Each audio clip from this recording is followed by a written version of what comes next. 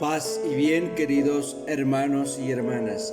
Hoy, una vez más, nos encontramos iniciando una nueva semana y en este día lunes escucharemos atentamente la lectura del libro de los Hechos de los Apóstoles.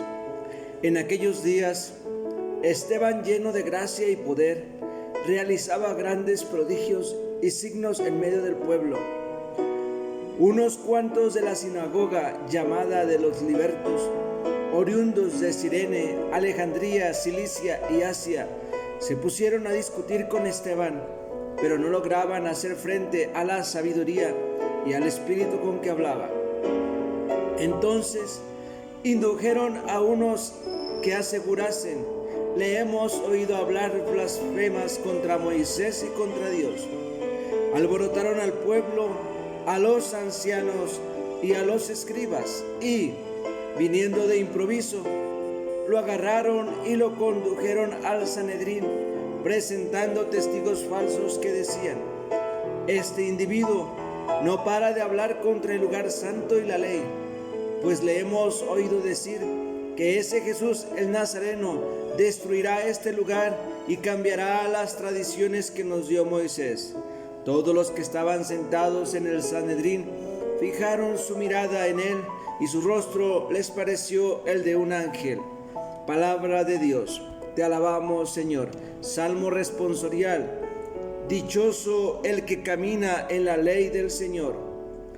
Aunque los nobles se sienten a murmurar de mí, tu siervo medita tus decretos. Tus preceptos son mi delicia, tus enseñanzas son mis consejeros. Te expliqué mi camino y me escuchaste. Enséñame tus mandamientos. Instrúyeme en el camino de tus mandatos, y meditaré tus maravillas. Apártame del camino falso, y dame la gracia de tu ley. Escogí el camino verdadero, deseé tus mandamientos. Dichoso el que camina en la ley del Señor. Proclamación del Santo Evangelio según San Juan. Después de que Jesús hubo saciado a 5,000 hombres, sus discípulos lo vieron caminando sobre el mar. Al día siguiente, la gente que se había quedado al otro lado del mar notó que allí no había más que una barca y que Jesús no había embarcado con sus discípulos, sino que sus discípulos se habían marchado solos. Entretanto, unas barcas de Tiberíades llegaron cerca del sitio donde habían comido el pan después que el Señor había dado gracias. Cuando la gente vio que ni Jesús ni sus discípulos estaban allí, se embarcaron y fueron a Cafarnaún en busca de Jesús. Al encontrarlo en la otra orilla del lago, le preguntaron: Maestro, ¿cuándo has venido aquí? Jesús les contestó: en verdad os digo, me buscáis no porque habéis visto signos, sino porque comisteis pan hasta saciaros. Trabajad no por el alimento que perece, sino por el alimento que perdura para la vida eterna, el que os dará el Hijo del Hombre, pues a este lo ha sellado el Padre Dios. Ellos le preguntaron: ¿y qué tenemos que hacer para realizar las obras de Dios? Respondió Jesús: la obra de Dios es esta, que creáis en el que me ha enviado. Palabra del Señor. Gloria a ti, Señor Jesús.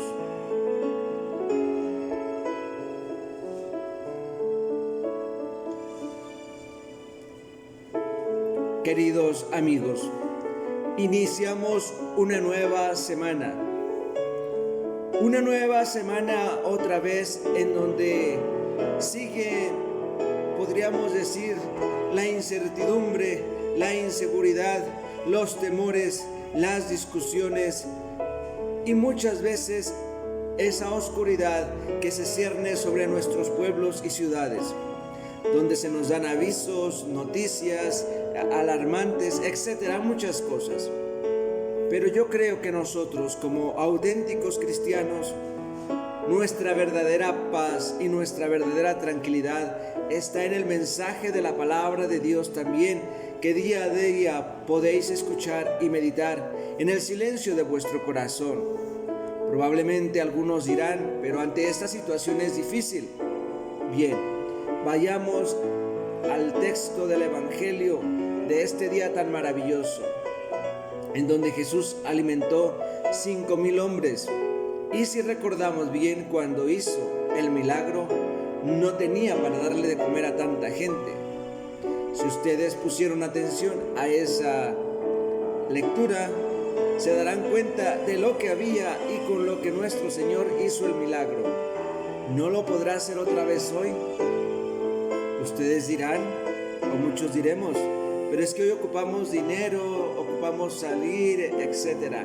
Entonces, nos dice la primera lectura que no lograban hacer frente a la sabiduría y al espíritu con que hablaba. Nos está hablando de Esteban. Durante la Cuaresma hemos podido escuchar en más de una ocasión que la luz deja al descubierto las obras de las tinieblas.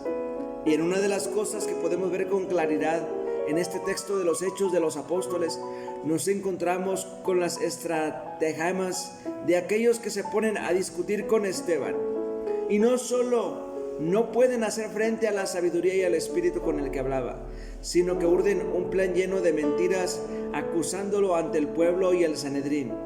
Hacen con Esteban lo mismo que hicieron con Jesús para que su acusación tuviera efecto, y así el alboroto y la furia del pueblo fuera creciendo contra los hijos de la luz y seguidores de aquel que pasó por el mundo haciendo el bien.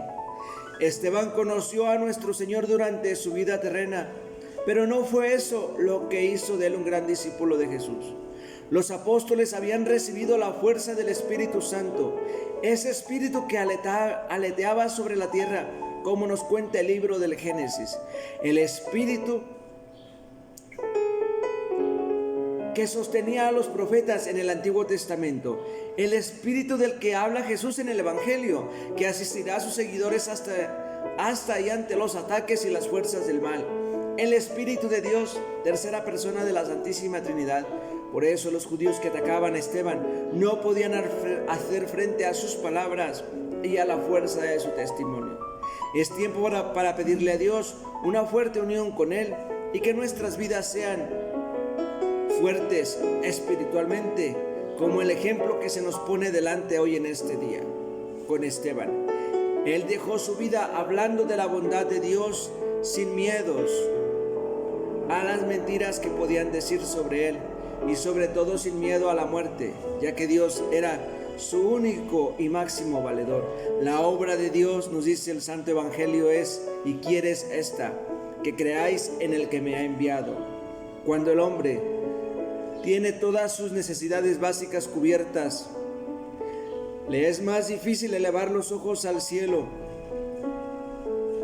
y buscar al Dios de la vida, que Jesús vino a manifestarnos y que era Él mismo. La denuncia de Jesús en este extracto evangélico es muy clara. No podemos buscar a Dios tan solo para cubrir nuestras necesidades humanas, que también son necesarias, pero no única y exclusivamente. Lo podemos comprobar con claridad en la última frase del texto que se proclama hoy. Creer en Cristo es una forma de vida y hacerlo vida en nosotros. El cristiano, sea cual sea su estado de vida, debe hacer visible y presente a Cristo en cada ser humano. Hoy deberíamos no solo volver a recapacitar en nosotros cuál es nuestra conducta a Dios y los hermanos, si son reflejo de la bondad o por el contrario, son reflejo del individualismo al que la sociedad nos invita. Y yo, más que individualismo, diría egoísmo, egocentrismo, porque solamente es lo que a mí me hace feliz, los que son mis motivos para vivir. A nivel mundial estamos viviendo circunstancias dolorosas e inquietantes, y ahí es donde Jesús, como sus contemporáneos, nos pone en jaque. Debemos de buscar a Dios para que fortalezca nuestro cuerpo y nuestro espíritu, para poder estar al lado de aquellos que más sufren, de aquellos que la desesperanza no los deja levantar la cabeza. Las obras de la misericordia que nos propone la Iglesia como modo de santificación no son cosas pasadas de moda, sino que es la hoja de ruta del seguidor de Cristo. Ellas nos ayudan a desalojar de nuestro corazón el egoísmo y dejar de mirarnos nuestro propio ombligo para mirar los ojos de los otros, donde nos encontraremos al Dios que quizás no nos pueda pagar la factura de la luz, pero sí nos dará la fuerza necesaria para poder seguir adelante con la certeza y la alegría de pasar por la vida haciendo el bien, a ejemplo de nuestro Señor Jesucristo. Aquí es donde verdadera y auténticamente el auténtico seguidor y discípulo del Maestro tiene que entender la radicalidad del Evangelio cuando nos envía a proclamar el Evangelio. Vayan sin alforja, sin dinero, sin cinturón, sin un cambio de túnica y sin sandalias en los pies, única y exclusivamente amparados a la voluntad divina. Entonces hoy en esta tarde, en este día, en esta mañana, pongámonos enfrente de este texto y digámosle al Señor con sinceridad, ¿por qué lo buscamos?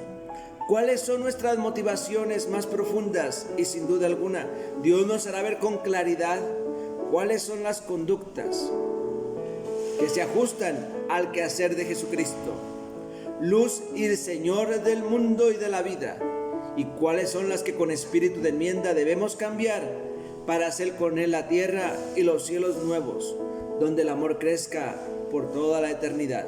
Mis queridos hermanas y hermanos, hoy los tengo que dejar con muchas inquietudes, pidiendo a Dios que el mensaje central del Evangelio llegue a ustedes, pidiéndole que bendiga a todos y cada uno de ustedes, a sus familias, a sus hogares, a sus trabajos, y a los que estamos desesperados por esta cuarentena, que el Señor nos siga ayudando a llevar nuestra cruz y seguir hacia adelante. En el nombre del Padre, del Hijo y del Espíritu Santo. Amén.